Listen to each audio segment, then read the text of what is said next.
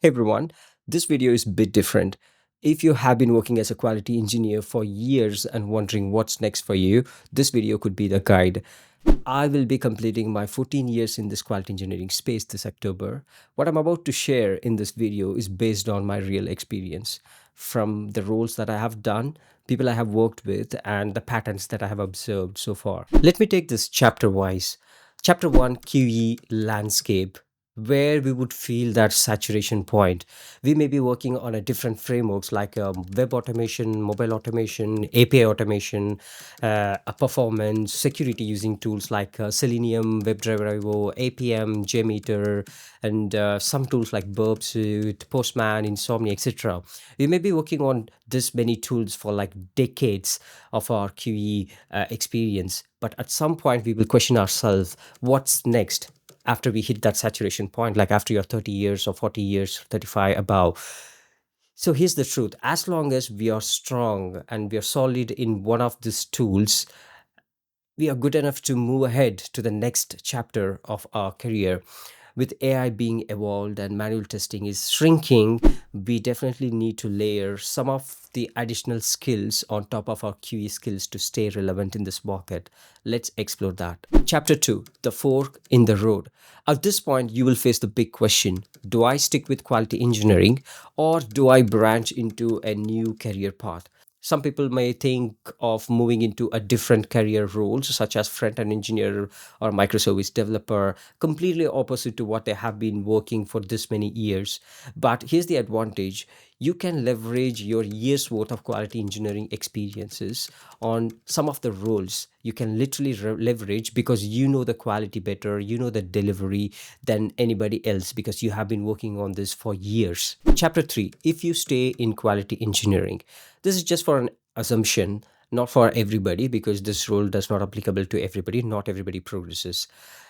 So let's say if you stay in quality engineering, the natural progression would be a head of quality engineer. I have seen frustrations on these people. They literally feel the management heavy role is kind of ruining their career, and they have been made redundant because they 99% of the work, like it's like almost like 100% of the work is management heavy.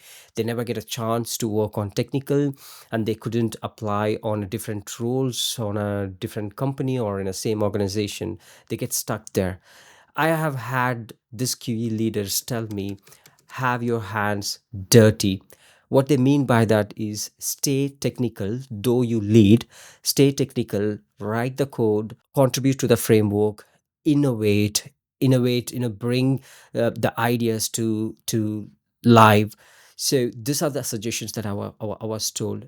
So never ever stay in a management role. That's something to remember.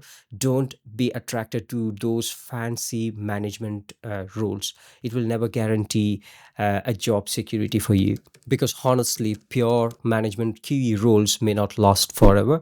The industry values leaders who are still technical problem solvers. Chapter 4, the big picture. So what we should do. Before I jump into the roles that you should be looking at, here's what you should do: try to do as much technical work. Even if you're doing something manual or testing, try to think about how to use the available AI tools option or many tools that you may not ever. Ask ChatGPT how you could automate the work that you've been doing.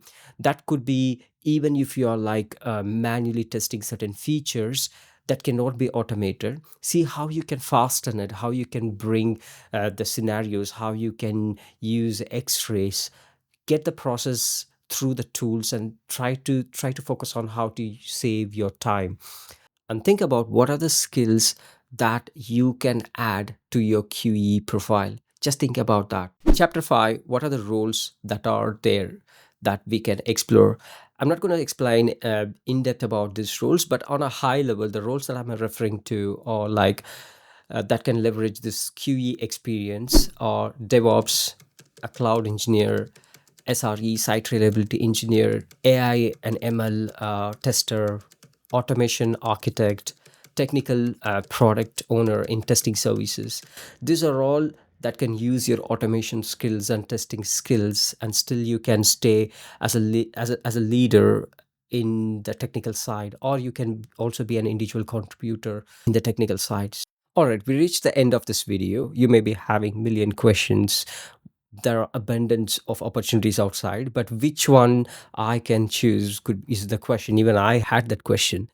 I will share in the next video what I'm going to do to future proof my career.